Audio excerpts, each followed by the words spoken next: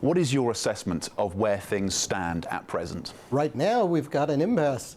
The U.S. thinks that China should be more forthcoming and to some extent has pulled back. And China really wants the tariffs to be lifted as a precondition to an agreement. And so we are at an impasse, and both sides have to move in order to reach an agreement.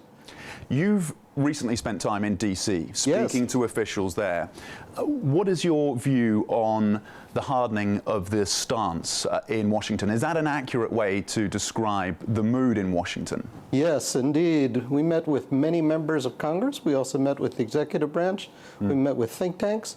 And the overwhelming consensus, with very few exceptions, is that China needs to readjust its policies and take account of the fact that it has acted with a substantial degree of unfairness toward the United States, and it's time for China to adjust.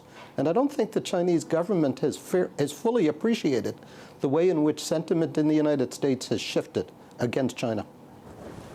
Lester, it's Yvonne in Hong Kong. Why do you think Beijing backpedaled? According to the reports that we saw, if there was some sort of law that was made up between the U.S. and China when it comes to forced tech transfers, IP protection, what ultimately do you think led to China to backpedal? And was it a miscalculation to do so in the last minute? Well, China didn't think necessarily it was the last minute. I mean, this is a fairly common negotiation strategy on the part of China. That is to say, yes, it appears to be an agreement, but no, we haven't fully finalized it, and therefore there should be some adjustment. I think that's part of it.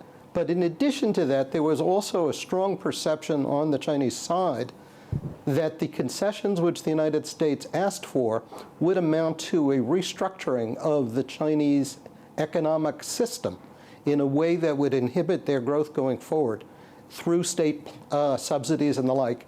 And so they were reluctant to do so. And what this means with IP, for example, is that there will be more effort in the United States, which has already begun. If you look at the statements of the former Deputy Attorney General, the Assistant Attorney General, the Director of the FBI, toward law enforcement as a way of correcting for China's policies with respect to IP infringements.